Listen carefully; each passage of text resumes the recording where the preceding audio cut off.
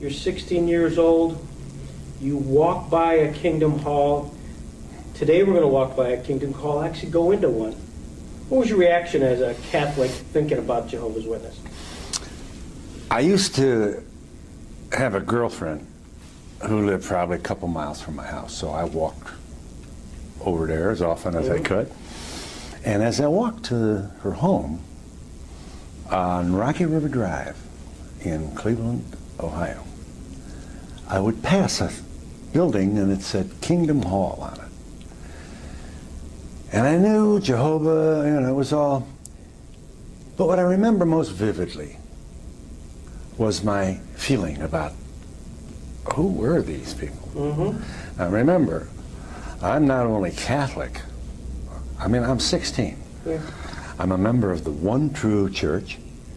I have a pope who can't make mistakes on matters of faith and morals. I'm not only Catholic, I'm Irish Catholic. You know, every cardinal and bishop, at least in my limited 16-year-old vision, was Irish. Cushing. I mean, they were everywhere. Archbishop Hoban, Cleveland, confirmed me. So here, you know, I was so grateful that I'm a Catholic. And not one of these weird people in this, what goes on in there? Oogly boogly, woo, what, you know, this is what, and the more I thought about it, you know, if I had been politically conscious, which I hardly was at age 16, I bet I'd have thrown a stone at those people. I'm not proud to, but you know, if you don't understand the problem, if you don't at least confront your own, you can't rise above this and say, oh, how could people do that? The nation was coming down on these people. I mean, I have a mental picture of little William Gobitis, 3rd grade, holding on to the pocket of his breeches as the teacher tried to pull his arm up. I just can't imagine being in the 3rd grade and being the only kid who won't salute the flag. And how brave these little kids were, and how reverent and obedient they were to their parents. And we beat up those adults as they came into town to solicit. We hated these people. They knocked on the door in the middle of the morning of Sunday when you're in your bathrobe and trying to read the paper and have a cup of coffee. And the knock on the door drove people crazy. And, you know, the more you look at this, you can see we're at war.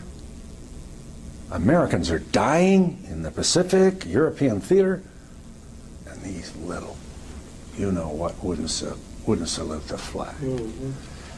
You cannot overstate the contempt, the loathing that we had for those people. And when the Supremes said, you gotta salute, and expelled kids who wouldn't, over 1,000 injuries,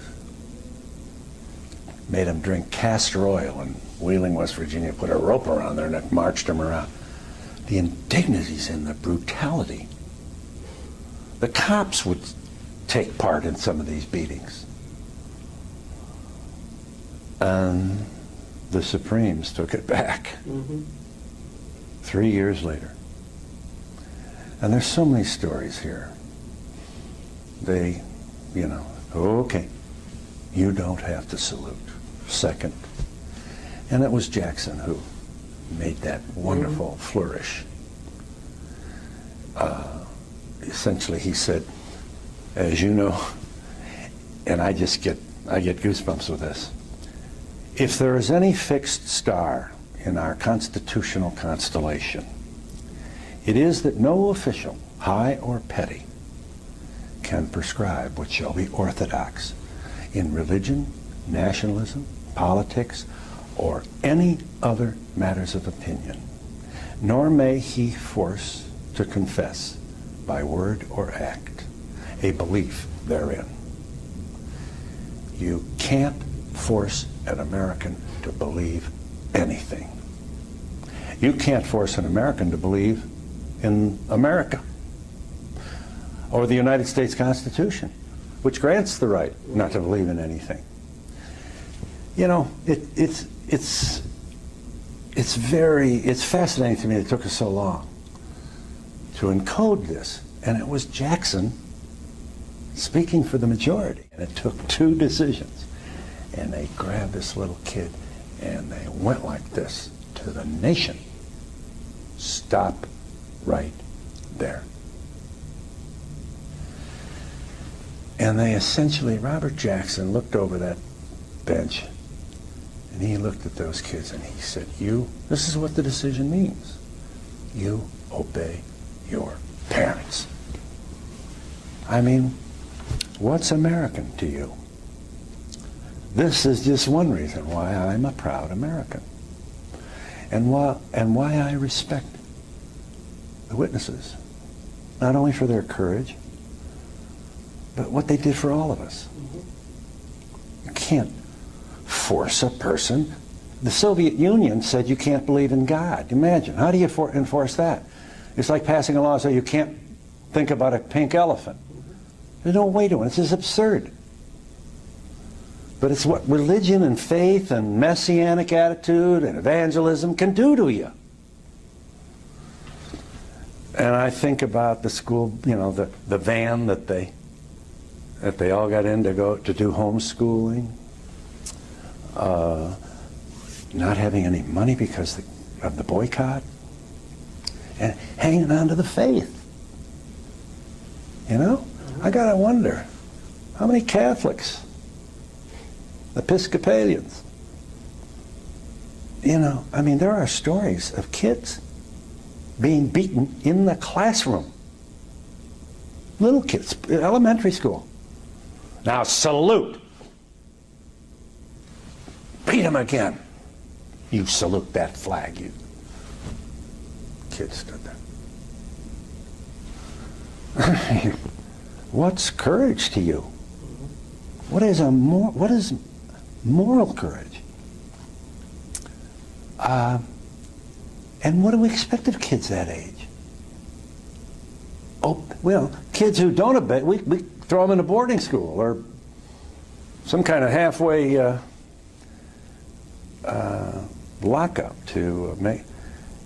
And these kids dissented, and they did so because their parents had instructed them that to offer a salute or some kind of homage to a flag was against their religion. You can, as a witness, you can only offer allegiance to the God King Jehovah. All else are false icons, and that's their faith, and that's their right. You can worship a pet rock if you want to, and no official, high or petty, can tell you that this isn't orthodox. Robert Jackson.